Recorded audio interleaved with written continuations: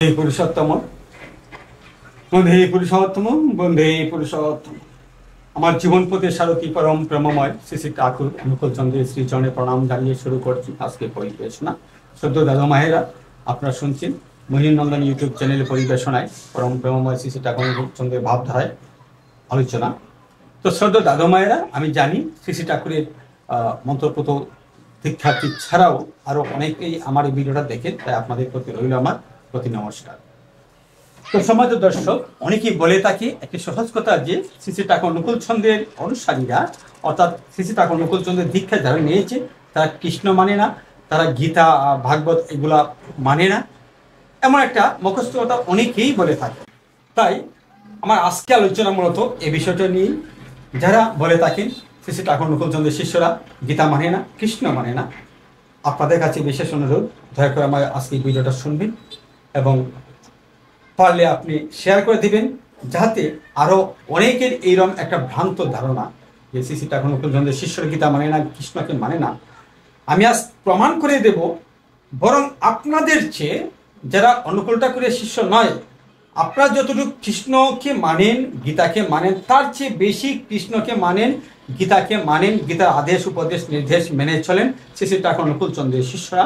কারণ আমার গুরু, আমার ঠাকুর এই শিক্ষা আমাদেরকে দিয়ে গেছেন। আমি আজ প্রমাণ করে দেবো। দয়া করে ভিডিওটা আপনি সারাটা ভিডিও শুনুন, দেখুন। আর বলে রাখি বন্ধুরা, আজকে এই বিষয় নিয়ে আমি আপনাদের সাথে আলোচনা করছি না। আমি যাকে ফলো করি, যার কাছ থেকে আমার প্রয়োজনে আমি হাই হ্যালো করি, অনেক জটিল সমস্যার সমাধান নেই, সে একজন দাদা, বাংলাদেশের তথা সনাতন ধর্মের বর্তমান প্রজন্মের শাস্ত্রজ্ঞ পণ্ডিত রায়ন চক্রবর্তী শুভ। নামটা হয়তো অনেকেই আপনারা শুনেছেন। রায়ন চক্রবর্তী দাদা বর্তমান প্রজন্মে আমাদের সনাতন ধর্মের একটি আইকন, যার মস্তিষ্কের মধ্যে কম্পিউটারের মতো রয়েছে র্যাম, হার্ড ডিস্ক। এই হার্ড ডিস্কের মধ্যে যেমন কম্পিউটারে সমস্ত কিছু স্টোর করে রাখতে পারে এবং প্রয়োজনের সময় র্যাম সেই হার্ড ডিস্ক থেকে তার প্রয়োজনীয় ডকুমেন্ট সাপ্লাই করে দেন, ঠিক তেমনি করে রায়ন চক্রবর্তী সেই একটা কম্পিউটার বলতে পারেন। যখন যেখানে যে রেফারেন্স প্রয়োজন, সেই রেফারেন্স সেই ধর্মগ্রন্থের গীতা ভাগবত পুরাণ, বিষ্ণু পুরাণ, মহাভারত, রামায়ণ, বিভিন্ন যত ধরনের হিন্দু শাস্ত্রীয় গ্রন্থ রয়েছে, সকল গ্রন্থের সকল অধ্যায়ে সকল শ্লোক তার মেমোরির মাঝে যেন সেটিং করা আছে, ঠাকুর সেটিং করে দিয়েছেন। যখন যেখানে যে আর প্রয়োজন তাই তিনি সেখানে বলছেন এবং এত বিশুদ্ধ উচ্চারণ তিনি সংস্কৃত উচ্চারণ করেন, আপনি শুনলে মনে হবে দ্বিতীয়ত আরেকজন আছে কিনা রায়ন চক্রবর্তী, আপনার সন্দেহ যাকে। আমার জানা মতে বাংলাদেশ ভারতে যত ধরনের আমাদের হিন্দু পণ্ডিত বা শাস্ত্রজ্ঞ রয়েছে বর্তমান প্রজন্মে, আমি দ্বিতীয়ত আরেকজনকে দেখি না যে রায়ন চক্রবর্তীর মতো মানে বেদের ধর্মশাস্ত্রের রেফারেন্স দিয়ে কথা বলতে পারেন।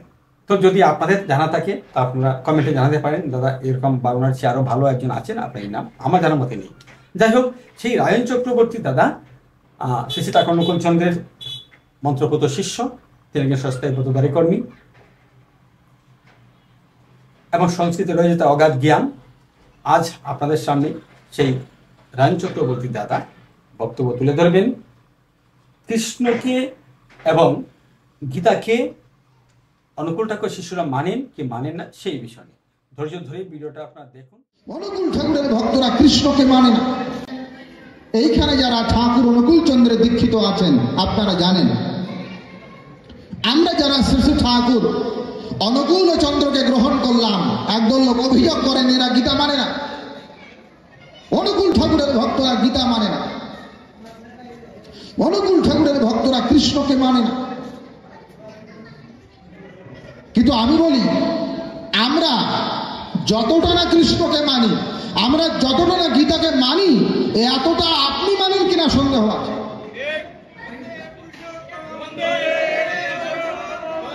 বলে কেমন কথা, আপনারা আবার গীতা মানেন কি করে? আপনারা গীতা কোন দিন মানলেন? এইবার শুনুন। গীতা মানার অর্থ কি? গীতা মানার অর্থ এটা নয় যে বাড়িতে গীতা রেখে প্রতিদিন তুলসী পাতা আর চন্দন দিয়ে গীতার উপরে প্রণাম করা, এটা নয়। গীতা মানার অর্থই হলো গীতায় বলা যা যা আছে, গীতায় যা যা নির্দেশ দেওয়া আছে, গীতায় যেমন যেমন বিধান দেওয়া আছে তেমন তেমন বিধানকে মানাই হলো প্রকৃত গীতা মানা। আমি তখনই প্রকৃত গীতাকে মানতে পারবো যখন গীতার বলা বিধানকে মানতে পারবো। গীতার বলা বিধানকে না মেনে, আমি প্রায় জায়গায় একটা কথা বলি যে বাংলাদেশের পতাকা বাড়িতে রেখেছেন, প্রতিদিন পতাকা তোলেন, আর পতাকা তোলার সময় জাতীয় সঙ্গীত গান আমার সোনার বাংলা, আমি তোমায় ভালোবাসি, খুব সুন্দর গান গান। কিন্তু বাংলাদেশ সরকারের যে আইন, যে কানুন, যে বিধান, যে সংবিধান, এই আইন কানুন আপনি মানেন না, আপনার পতাকা লাগালে কিচ্ছু হবে না, আর সোনার বাংলা গাইলেও কিচ্ছু হবে। আপনি তখনই একজন প্রকৃত দেশপ্রেমিক নাগরিক হবেন, আপনি তখনই একজন সুনাগরিক হিসাবে পরিচিত হবেন যখন বাংলাদেশ সরকারের প্রণীত বিধি বিধান, আইন কানুন, সংবিধানকে আপনি মেনে চলবেন। ঠিক তেমনি ভগবান কৃষ্ণের মুখনিসৃত শ্রীমদ্ ভগবদ গীতায় যেমন যেমন পদ্ধতি বিধান বলা আছে, ওই ওই পদ্ধতিকে অনুশীলন করে যদি আমি ঠিকঠাক চলি, তবেই আমি কৃষ্ণ ভক্ত হতে পারবো, তবেই আমার গীতা মানা হবে। এইবার বলেন গীতায় কি আছে দেখেন। ভগবান গীতায় বলছেন সাধনা করতে হবে, সাধন ভজনের জন্য মনুষ্য দেহ, আহার নিদ্রা ভয় মৈথুন, আহার নিদ্রা ভয় মৈথুন এগুলার জন্য মনুষ্য দেহ নয়, সাধন ভজনের জন্য মনুষ্য দেহ। তাই মনুষ্য দেহ প্রাপ্তি করতে হবে, মনুষ্য দেহ প্রাপ্তির উদ্দেশ্যকে সিদ্ধ করতে হবে। তো গীতায় ভগবান বললেন সাধনা করতে হবে, সাধনা। এই সাধনা কিভাবে করবে? শ্রীমদ্ ভগবদ গীতার 6ষ্ঠ অধ্যায় অভ্যাস যোগে ভগবান এই সাধনার পদ্ধতিটা ব্যক্ত করে দিয়েছেন। তিনি বললেন উপবিশ্যাসন যোগা যুঞ্জনাত্ম বিশুদ্ধয়ে সমম কায় শিরোগ্রীবান ধারয়ন অচলম স্থিরঃ সম্প্রেক্ষণাসিকাগ্রং সংদৃষ্টনবলোকয়ম। অধ্যায় 6 শ্লোক 12, অধ্যায় 6 শ্লোক 13 গীতা। সাধনা করতে গেলে নিয়ম কি? উপবিশ্যাসনে যোগা, একটা আসনে বসতে হবে যোগ সিদ্ধির জন্য। তারপরে সমম কায় শিরোগ্রীবাম ধারয়ন অচলম স্থিরঃ। কায় মানে হলো শরীর, শির মানে হলো মাথা, গ্রীবা মানে হলো ঘাড়, এই তিনটাকে সোজা করে বসতে হবে। এগুলো গীতায় বলা আছে। গীতায় কিভাবে বসতে হবে ওইটাও বলা আছে গীতা। আজকে শ্রী শ্রী ঠাকুরকে যারা আমরা ধরলাম, ঠাকুরের দীক্ষা যারা আমরা নিলাম, 2 বেলা আমরা নাম ধ্যান করি, আমরা আমাদের কথা বলছি, 2 বেলা আমরা নাম ধ্যান করি। কিভাবে?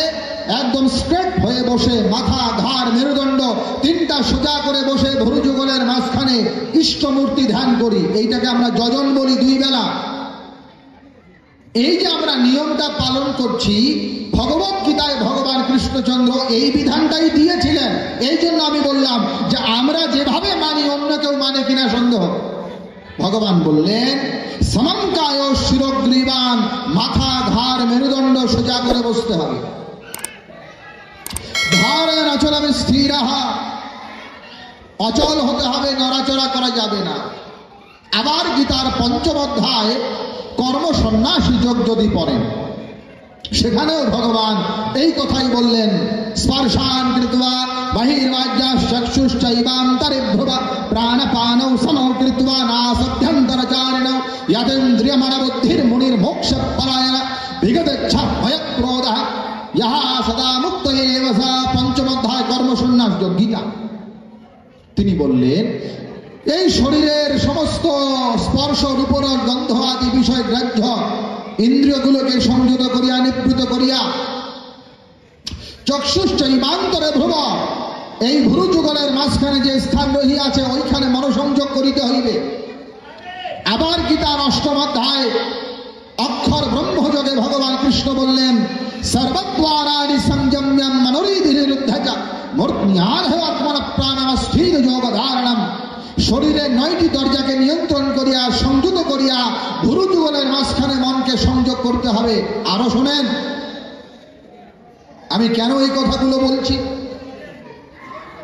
সন্ধ্যা আমরা সবাই করি, প্রত্যেকটা আস্তিক হিন্দু যারা মন্ত্র নিয়েছে, গুরু মন্ত্র নিয়েছে, প্রত্যেকেই সন্ধ্যা করে।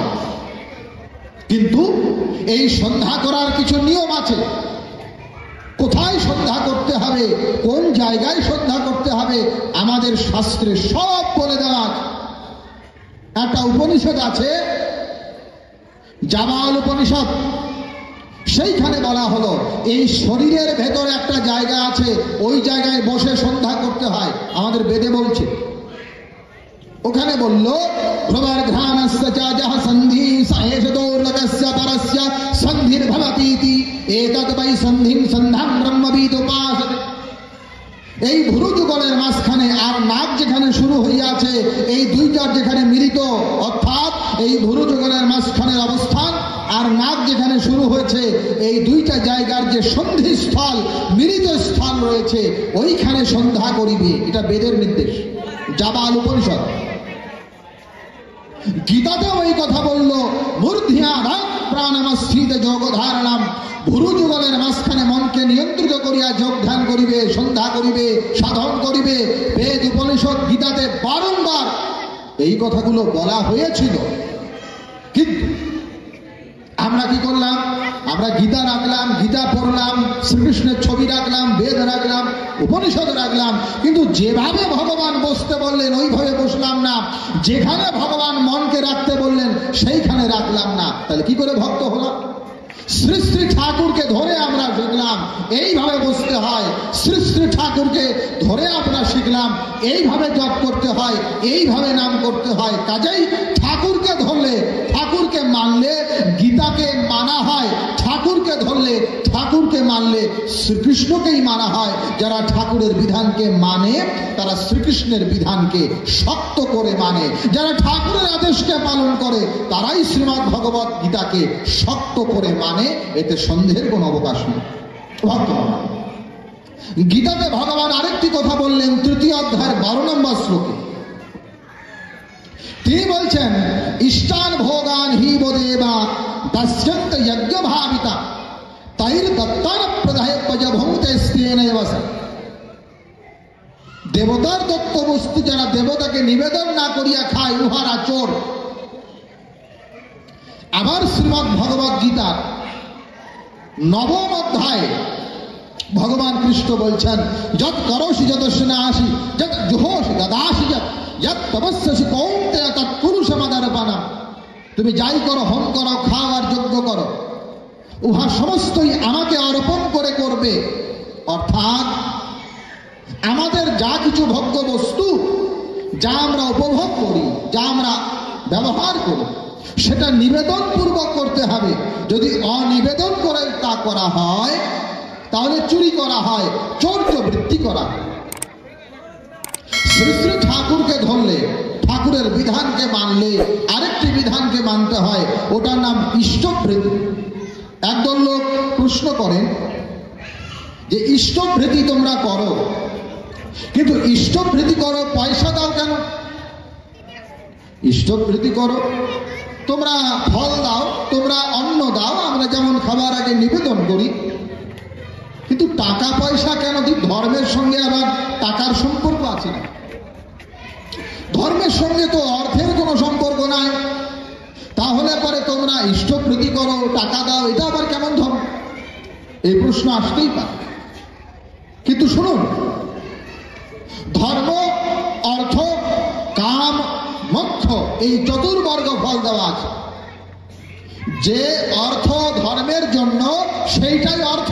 মন দিয়ে শুনুন, অর্থের সঙ্গে ধর্মের সম্পর্ক, ধর্মের সঙ্গে অর্থের সম্পর্ক নাই, এটা ভুল কথা। ধর্মের সঙ্গে অর্থের সম্পর্ক আছে, অর্থের সঙ্গেও ধর্মের সম্পর্ক আছে, কিন্তু যে অর্থ ধর্মের জন্য সেইটাই অর্থ, আর যে অর্থ ধর্মের জন্য নয় সেটা অর্থ নয়, সেটা অনর্থ। কি বললাম?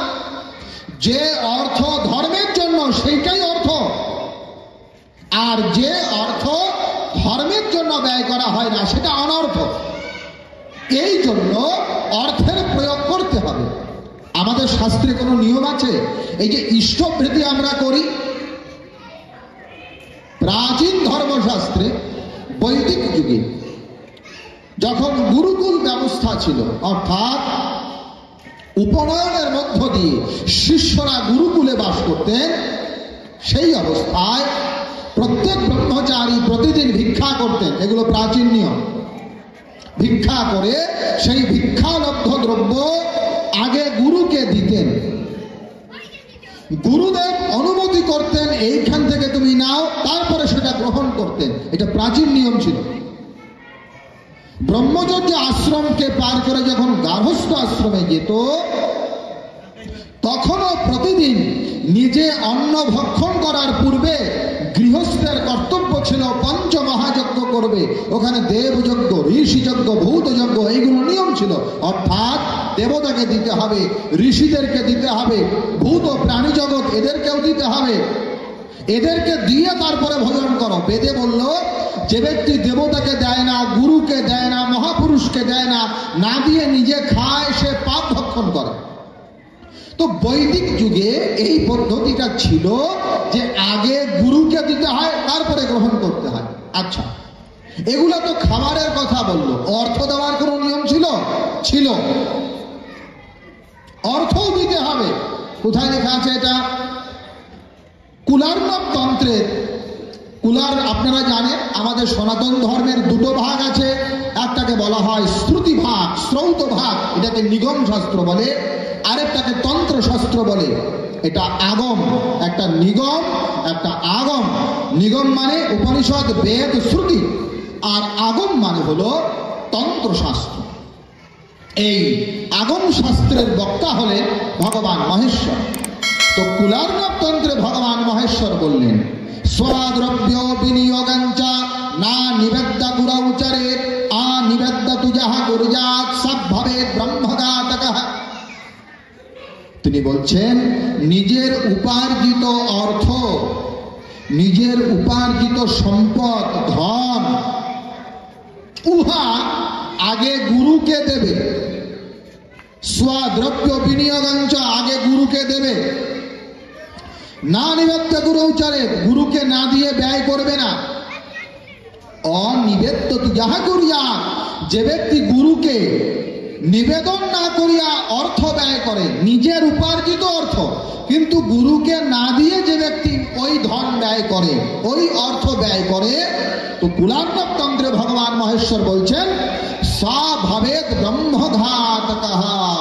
একজন বেদজ্ঞ ব্রাহ্মণকে হত্যা করলে যে ব্রহ্ম হত্যার পাপ হয়, গুরুকে নিবেদন না করে যদি কেউ অর্থ ব্যয় করে, ধন সম্পদ ব্যয় করে, তার সেই পরিমাণ পাপ